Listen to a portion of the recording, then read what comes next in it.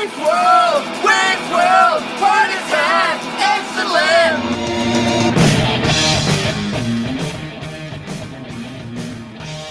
Here we go. Packers, Bears, one more time with feeling in 2023/2024 because we are past the new year. There are rivalries, and then there is this, a cut above. Wayne Larrivee joins us now. He is brought to you by Co-Wall Investment Group, the retirement specialists. Wayne, good morning, sir. How are you? Good morning, guys. How you doing? Good. You have unique perspective on the rivalry, having announced it from both sides. You tell me what you've gleaned and what you've seen and what you know about the kind of animus between these two iconic NFL franchises. What is this rivalry all about? Well, I really think for the fans, it is the big rivalry. I don't know from the players' standpoint if it's quite that. But, there's no question that I know the Bears feel very strongly about that because this comes from Virginia McCaskey at the very top of that organization on down.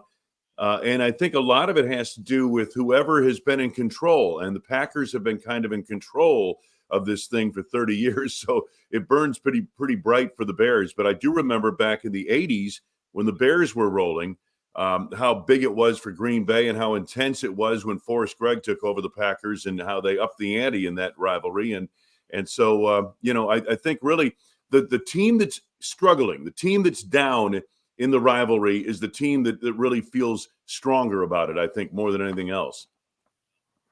Yeah, we went into an inadvertent deep dive on the origin of the phrase, the Bears still suck, yesterday, because there was a clip of a guy in the Packer Pro Shop interviewed by local news, asked for a prediction. He said, I don't know, 59-0 Packers. And the reporter was like, really? And he's like, yeah, because the Bears still suck.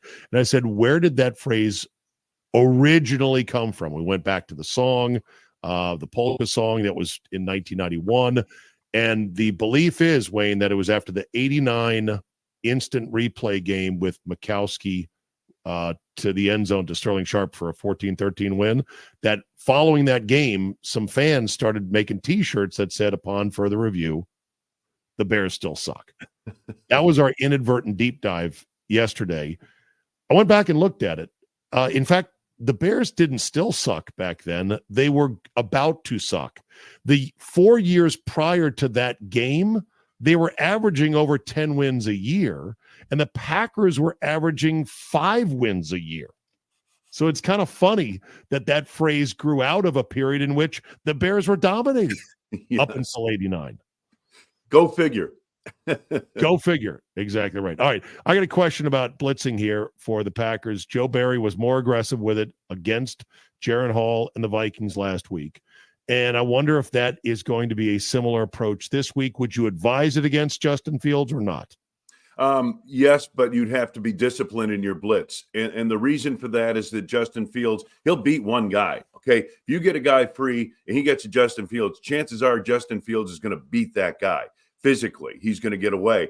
And then if you're not disciplined, if you're not in the right lanes, he's going to have a big run. So that's the thing you got to be careful with blitzing this particular quarterback, unlike some of the others we've seen earlier. Wayne, when you look at this game and you've broken it down and you've watched more film than any of us, what's the biggest challenge for the Packers? I really think it's the offense against that defense. The Chicago defense, guys, and I've watched their last 3 games, and I've seen their last game twice, is playing, I hate to say this, they're playing like the Chicago Bears should play defensively, like they used to play defensively.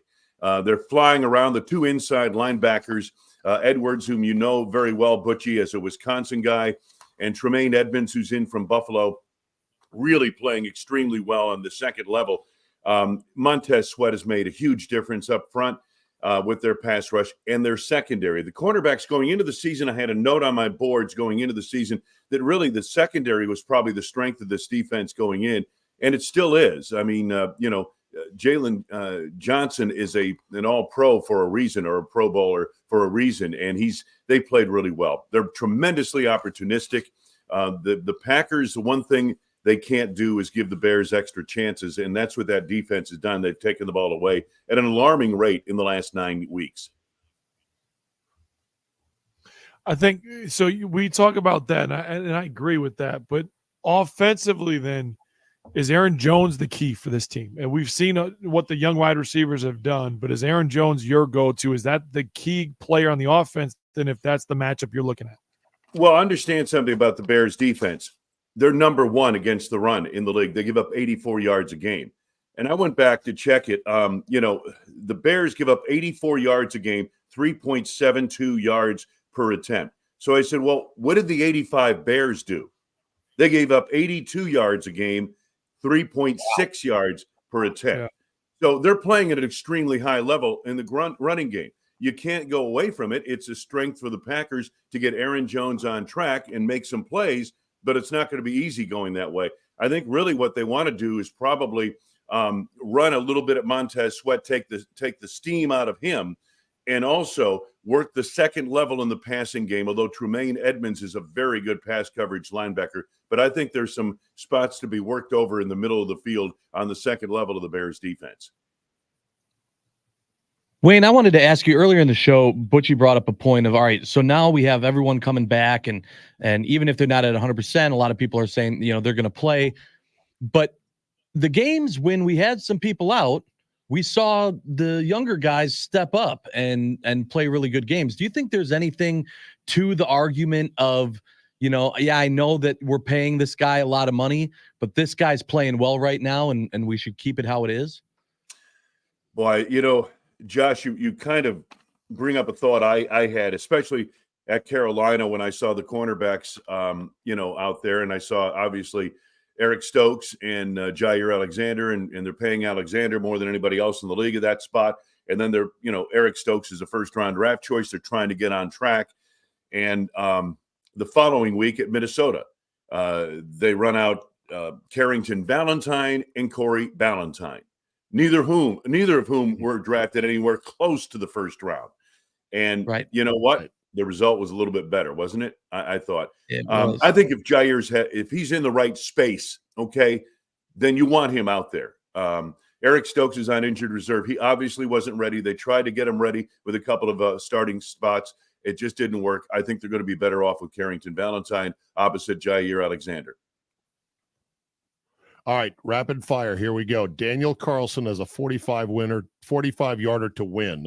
Packers are down 2. Question, will you call that play through the slits of your nervous fingers in the booth? Yes or no? No. I'm never that nervous. Safe. Hand in the fire for my man, Carlson. I love it. Does Jair play? Does he start? And if he does he make a play or two out there? Yes, and yes. He will start, and he's going to make a play or two, I think. There's no doubt in my mind about that.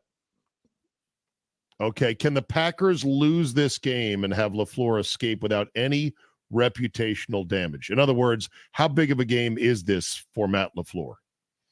Oh, boy, it's a big game for the whole organization. I don't know how Matt would be judged one way or the other, because unlike some people, I honestly think they've done a hell of a job this season with this team, regardless of what happens on Sunday. Okay, is Joe Barry coaching for his status in this game? Meaning, if it's a really good defensive game like last week, there's a chance he could be back, or or if it doesn't go so well, does that seal his fate? Not a question for me. I could get in a lot of trouble if I answered that question. You're okay. All right. Fair enough. Just asking, who is the best wide receiver on this team right now? Snapshot moment in time right now. Not who will be the best in the long run. Who's the best guy right now? For the Packers, Jaden Reed. Jaden Reed. Okay. Best all-around guy. Will he be the WR1 in 2 or 3 years as this thing develops? No, I would say no, because I think that'll be Christian Watson. Could Tucker? Okay, go ahead. Yeah, go ahead. Could Tucker Kraft be a better tight end than his counterpart? I can't think. Define better. Does blocking come into play there? All around better. TE1. Is he TE1? In fact, when they thought Yeah, I he'd be think he'll be TE1 because I think he'll become a better blocker. But right now, the better overall player from a blocking and receiving standpoint might be Tucker Kraft at the moment, but he doesn't have the dimension downfield that Luke Musgrave has. Okay. All right. Anything else, Butchie? Do you want to ask one more question about the wide receivers? No, I just thought it was interesting about Christian Watson and where you think he'll be. My biggest question, and Matt LaFleur even talked about, is we got to figure out what's going on with his hamstrings during the offseason. I mean, that but sometimes players just can't stay healthy. That is sometimes an MO for players. And I think the fastest guys usually have the most soft tissue issues. But do you remember, I don't know if you guys remember this, Clay Matthews had this very problem in the first couple of years of his career, and it really was an issue. And so, I think there's probably an approach. Hey, Christian tried to do some things in the offseason to prepare for the regular season without with this hamstring situation, but that would be the only thing that would prevent him, in my opinion, from becoming wide receiver 1. Last question I've got. What is the final score? How does this end? Is this going to be as a nail biter as everyone believes it's going to be? Oh, boy.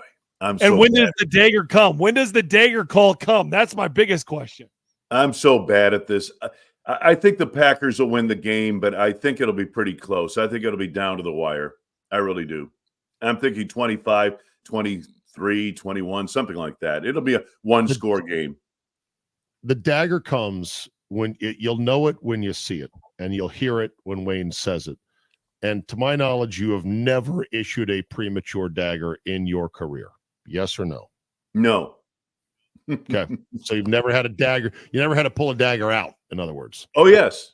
No, there was one, but it was the Fail Mary play in Seattle. Okay. So that was the end of the that doesn't count. Replacement officials. So, God, some people don't count that you one. put the dagger in the replacement officials. There you go. You put the dagger somewhere. Lance Easley. I can't remember the name of the Packers starting tight end, but I remember Lance Easley this morning. That son of a, you know what. All right. Very good, Wayne. Pleasure as always. Call a great game. I know you well. Say hi to Rock for us, and we will talk to you on Monday. All right. Sounds great, guys. Have a great weekend.